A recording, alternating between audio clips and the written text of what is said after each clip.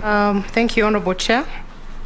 I think the first question was from Honorable Bayer.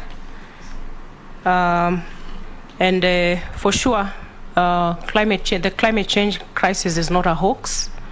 When you turn around, right from, and I know the Honorable Bayer knows, because even in the coastal regions, the kind of changes that we are seeing of destruction of very sensitive ecological zones is causing untold damage. The prolonged droughts that we are facing in our arid and semi-arid areas are unprecedented. The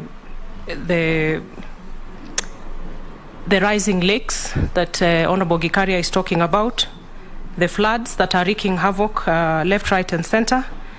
But the key question that Honorable Bayer raises is how do we strike a balance between focusing on a climate action while ensuring that we do not compromise the livelihood concerns of our communities.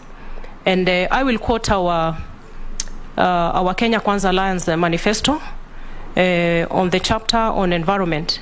We talk about the planet, the people, and profit.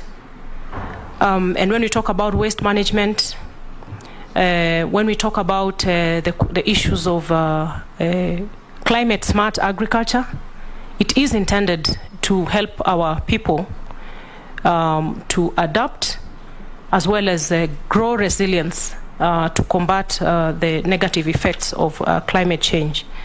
And again, we are at a point where we need to critically focus on the policy directions that we need to take, as well as engagements at the global level to make sure that we arrest the adverse effects of climate change on our people without impoverishing them. So yes, the climate change crisis is real.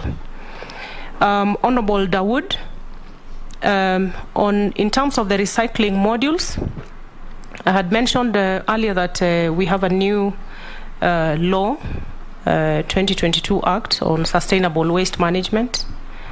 It is very ambitious, but I believe we can do it.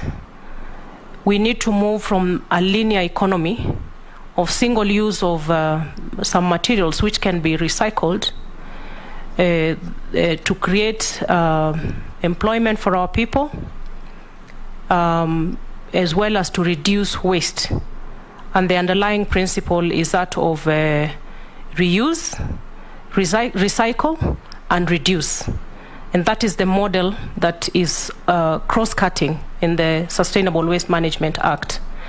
And underlying that is one of the major principles of sustainable development, which is the polluter pays principle. And that's what we are talking about. Our producers, our manufacturers, it is high time that we take responsibility right from the source of where we are manufacturing our goods and services, our goods particularly, to make sure that our manufacturers take responsibility. If it is a bottle of plastic, water bottle,